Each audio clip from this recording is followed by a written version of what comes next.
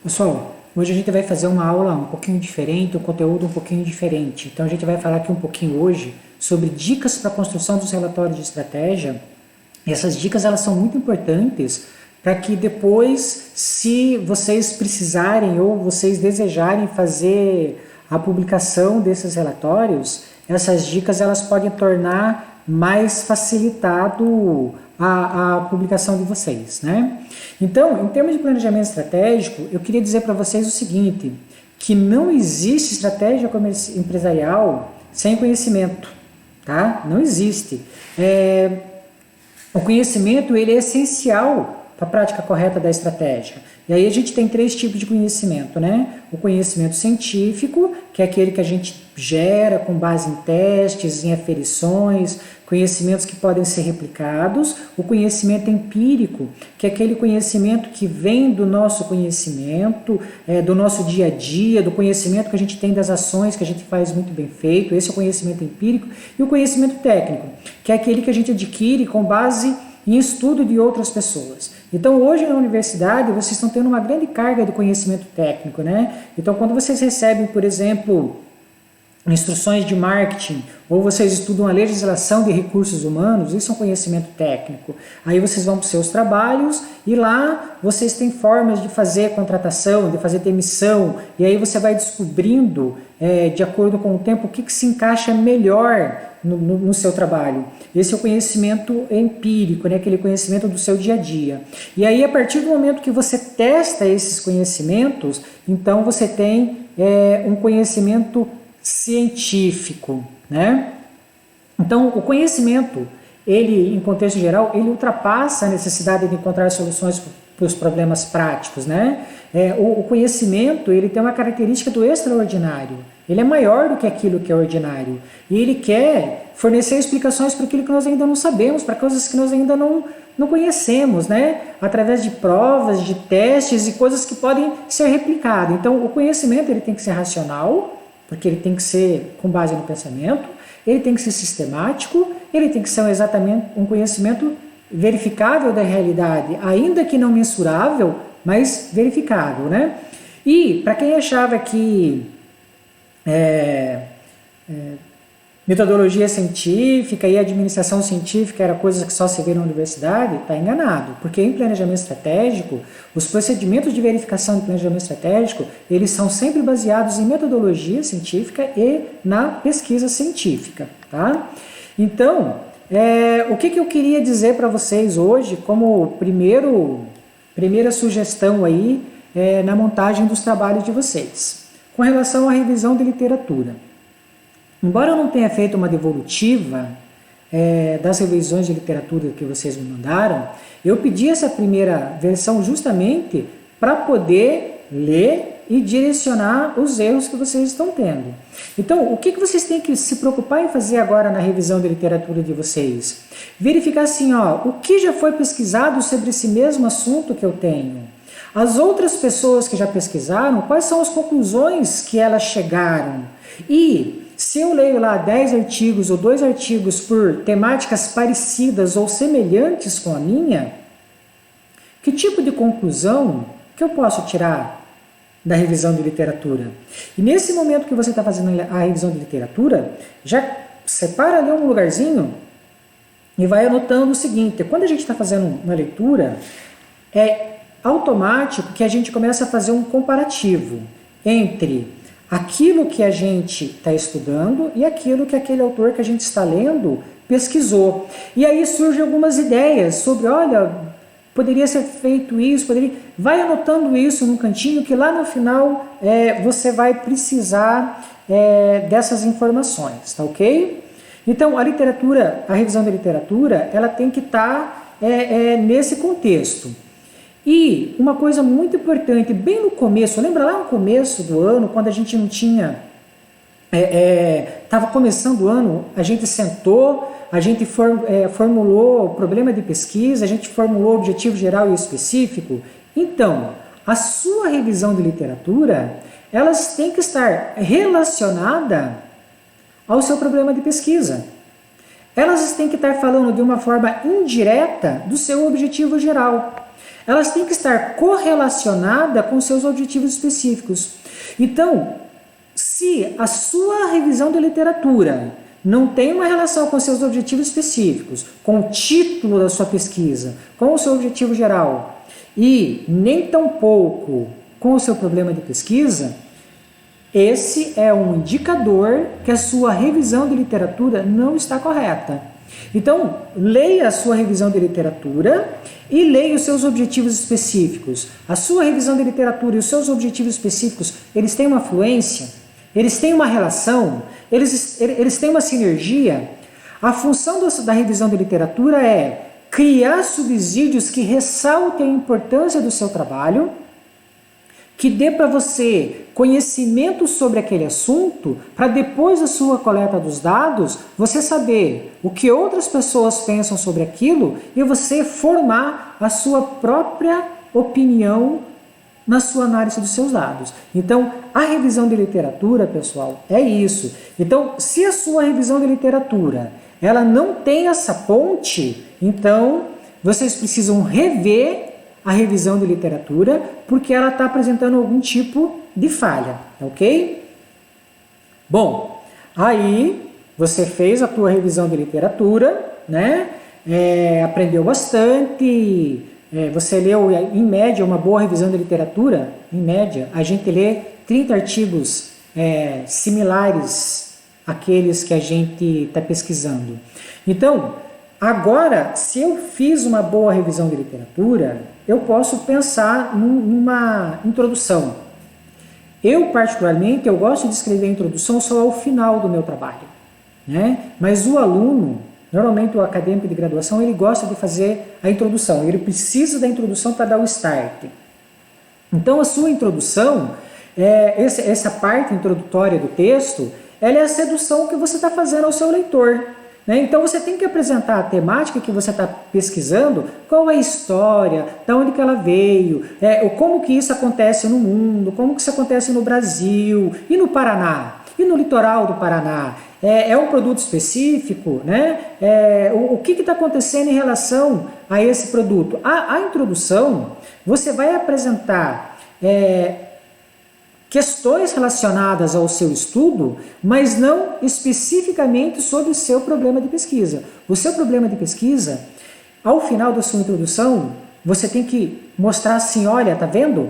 Eu pesquisei tudo isso, mas não tenho uma resposta para esse problema. E é por isso que eu preciso fazer a minha pesquisa, tá? Então, ao final da sua introdução, você vai colocar então os seus objetivos. Lembra daquela folha que eu mandei para o e-mail de vocês na primeira semana de aula? Vocês precisam consultar aquela folha para vocês não errarem. Muitos alunos mandam materiais em desacordo com aquela folha. Então, dê uma olhadinha naquelas normas lá que vocês vão acertar, tá ok? Então, os objetivos eles têm que estar integrados aos últimos parágrafos da introdução de vocês. E como é que eu faço isso? Eu coloquei aqui 2 exemplos para vocês. Olha, exemplo 1, objetivo descrito e integrado ao final da introdução. Então aqui, ó, vou ler aqui para vocês, depois vai ficar aí, ó. Tem 2 formas de vocês fazerem. Ó, você faz a sua introdução ressaltando a importância do que você vai estudar. E eu vou ler para vocês o parágrafo final. Deste modo, diante da relevância do segmento de bares noturnos do contexto econômico e social regional, falando do litoral do Paraná, e, diante da ausência de estudos referentes ao comportamento do consumidor nos bares no litoral do Paraná, olha só, eu estou justificando o porquê que esse estudo é importante. Na verdade, foi uma equipe de 2 anos atrás, isso é um trabalho de estratégia que foi publicado numa revista B1, tá, gente? Nos bares do litoral do Paraná, foi realizado esse estudo que buscou compreender de que forma a configuração social, bem como os elementos de desejo e as necessidades dos consumidores, alteram a decisão do consumidor no momento da escolha dos bares como lazer noturno. Ó, ali está o objetivo geral. Para atender esse objetivo, especificamente, quando eu falo assim, especificamente, eu estou falando então dos objetivos específicos. Buscou-se responder às seguintes indagações. Primeira, identificar o perfil socioeconômico dos frequentadores de bares noturnos no litoral do Paraná. Segundo, diagnosticar Quais eram os fatores que alteravam o comportamento dos consumidores de bares noturnos no litoral do Paraná? Terceiro, investigar na percepção dos consumidores quais eram os diferenciais competitivos, no caso ofertado pelos estabelecimentos, e quais eram os fatores de rejeição que os estabelecimentos davam para eles e que faziam com que eles escolhessem os bares noturnos. Ok, pessoal? Então, olha só. Então, quando eu digo assim para vocês, o objetivo descrito e integrado à introdução, esse é um exemplo.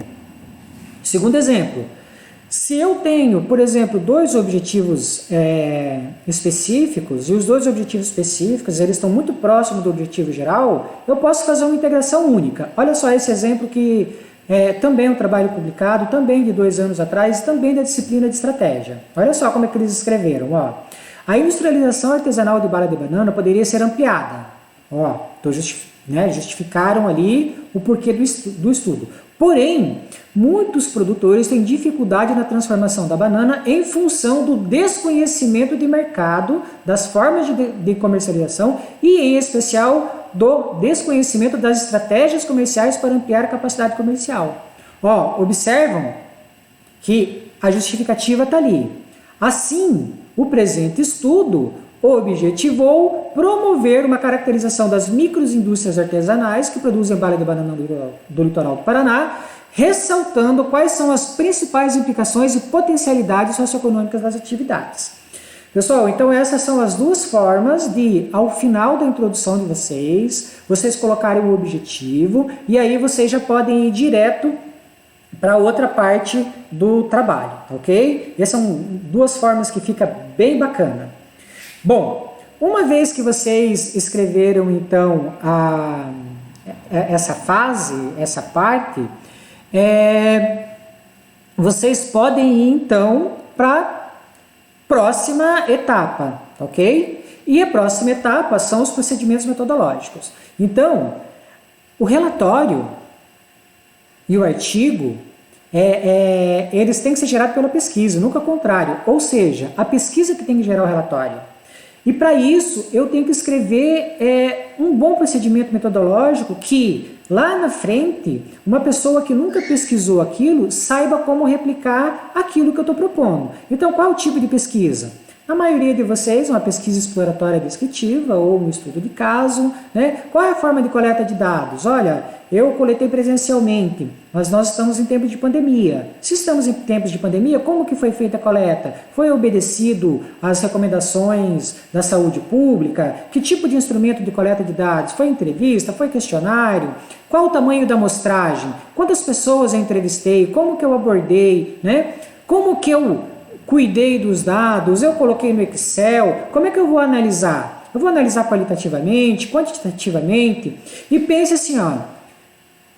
Durante a pesquisa de campo, o que eu tive de dificuldade? Que foram as limitações da minha pesquisa, né? Olha, a minha pesquisa, por conta da pandemia, eu só consegui entrevistar 30 pessoas, 40 pessoas, e vai marcando essas informações, porque lá na frente vocês vão precisar. É importante ressaltar o seguinte, o método, ele tem que escrever um passo a passo de cada objetivo específico. Às vezes, o método, ele é o suficiente para os 2 ou para os 3 objetivos específicos que vocês têm. Mas vocês têm que olhar assim, ó, esse método que eu escrevi, ele me responde meu objetivo específico número 1? Ok. Ele me responde meu objetivo específico número 2? Ok. Não, olha, ele me responde o objetivo 1. Então eu tenho que fazer um complemento ou um método mais descritivo e mais longo para poder dar essas respostas, tá? Analise quais perguntas do seu formulário, do seu questionário, do seu roteiro de entrevista, responde qual o objetivo específico. Da onde que vai vir a minha resposta? Da onde que vai vir a minha informação? Porque o que acontece? Às vezes o meu questionário, a minha entrevista, não está relacionada com o meu objetivo específico. Gente, olhem o objetivo específico e depois olhem as perguntas. Veja se aquela pergunta vai dar uma resposta que você precisa, que você vai apresentar ao final das suas considerações finais. Então, assim, método. Pensa, o que você fez primeiro? Fiz a revisão de literatura, depois eu pensei no questionário, depois eu defini o meu... Então, vai escrevendo passo a passo tudo o que vocês fizeram numa sequência. E isso vai fazer com que vocês evitem erros. Bom, Se vocês querem publicar, vocês têm que pensar no seguinte: faça o referencial teórico num diálogo indireto com cada objetivo específico. Mas, igual eu falei lá atrás, não desvende o mistério. Isso aqui, ó, são informações importantes. Se você tiver que usar literatura com mais de 10 anos, use os clássicos. Não use qualquer literatura. Você está fazendo um trabalho de estratégia, se você tem que usar um autor de estratégia, um livro com mais de 10 anos, usa Michael Porter, usa Miles Snow, usa Certo e Peter, vai nos clássicos. Não usa livros antigos de autores desconhecidos, porque isso vai desprestigiar o seu relatório. Use bastante artigo, gente, quanto mais vocês usarem melhor, mas use artigos de boa base de dados. A plataforma Cielo é ideal, porque tudo que tem na plataforma Cielo é aceitável, tudo que tem lá tem qualidade, e na plataforma Cielo tem praticamente sobre todos os assuntos que vocês possam imaginar, vai ter lá, né? Lembrando que as normas exigem que as referências têm que ser efetuadas com base em artigo científico, sendo permitido o uso máximo de 50% de referência de livro, menos pode. Professor, se eu quiser usar 100% de artigo científico, pode. Professor, eu quero usar 70% das minhas referências de artigo científico, pode. O que eu não posso é usar 51% de referência de livros, ok? Uma outra coisa assim, ó, que vocês não podem fazer em hipótese nenhuma, porque isso vai desprestigiar o relatório de vocês e depois vai complicar lá na frente. Não use sites comuns de revisão de literatura, como tipo Wikipédia, sites.com.br, esse tipo de coisa ele vai desprestigiar. Procure usar realmente informações científicas e informações de livros. Não use recuo e notas de rodapé. A maioria dos periódicos, especialmente de administração e os interdisciplinares, não a maioria, mas uma grande parte deles, eles não aceitam o recuo e as notas de rodapé. A própria revista científica do Colegiado de Administração, a RAEI, ela não aceita a nota de rodapé. Então, muitas vezes você tem que colocar e aí depois você vai ter que tirar. Então, se você quer facilitar a sua vida lá na frente, não coloque o recuo, aquela citação direta e nem a nota de rodapé. Uma outra coisa, não use referências advindas de periódicos comerciais, como Veja, Isto É, Pequenas Empresas, Grandes Negócios, essas coisas similares. Vocês podem observar que não todas, mas algumas desses periódicos comerciais, eles fazem lá uma matéria, por exemplo, sobre a importância do milho. E na frente eles colocam lá um anúncio de Polentina, um anúncio de uma grande empresa de milho. Então, o ideal mesmo é que vocês usem informações de livros e periódicos. Se você precisar usar uma referência dessa, analise essa referência, se essa referência é uma referência boa, se ela é uma referência idônea, e daí tudo bem, vocês podem usar. E por norma, por força, vocês são proibidos de usar o recurso APUD. Por quê? Os periódicos científicos, eles não aceitam o uso do APUD. E o APUD nada mais é do que a citação da citação. Então, ao menos que você vai fazer uma transcrição direta, por exemplo, do Taylor sobre Taylorismo, na administração de empresa, não se justifica o uso do termo APUD em hipótese nenhuma, tá ok? Podemos seguir, pessoal? Então, para a gente poder seguir, a gente vai fazer aí um stop, um pitch, e daqui a pouco a gente retorna, tá ok?